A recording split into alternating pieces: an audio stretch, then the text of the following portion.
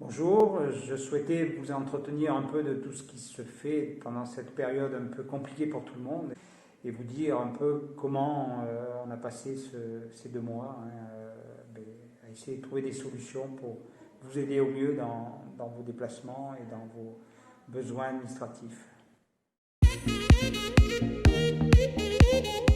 En concertation avec les médecins, nous avons décidé d'ouvrir un cabinet médical pour recevoir des gens susceptibles d'être contaminés par le Covid-19.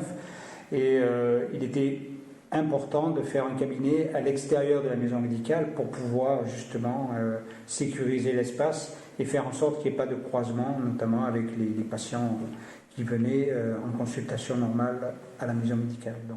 Donc en ce qui concerne les masques pour l'ensemble de la population, a été fait une commande groupée initiée par le département pour lequel la commune et la communauté de communes vont participer à l'achat de 2 masques par personne sur l'ensemble du territoire de la communauté de communes. Et donc pour Uzerche, chaque habitant d'Uzerche pourra avoir 2 masques à sa disposition.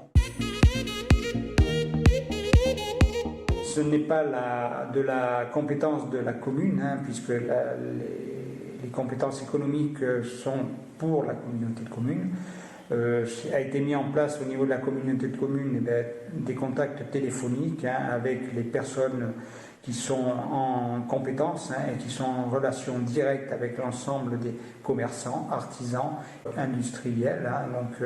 Voilà, entre toutes les entreprises qui le souhaitent bénéficier des aides de l'État, de la région ou du département, sont invités à contacter la communauté de communes où là, les gens sont en compétence pour vous donner tous les éléments pour construire votre dossier et pouvoir bénéficier de toutes ces aides qui ont été mises en place. Pour ce qui concerne nos entreprises,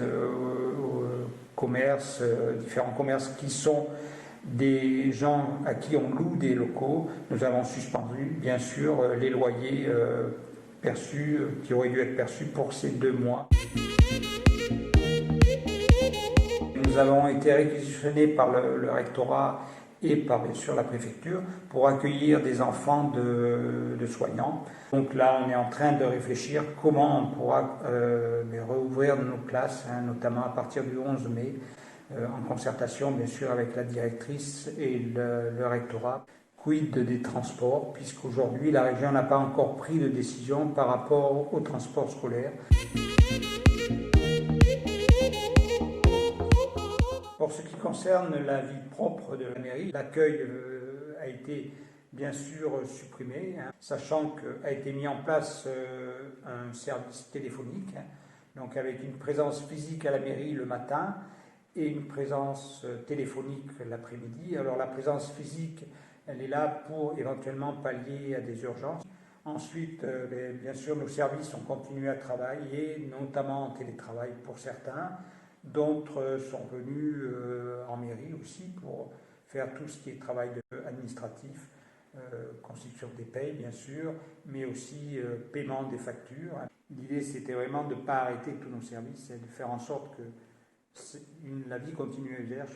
Donc pour ce qui concerne les services techniques, là a été organisée une permanence, donc une astreinte, où les gens sont appelés en fonction des besoins et des urgences. Ensuite, les jardiniers ont repris leur travail pour anticiper la nouvelle saison et les plantations qui vont être à venir, pour garder notre ville toujours aussi belle. Pour l'ancien lycée de garçons, les travaux ont été repris aussi pour améliorer le confort des associations accueillies.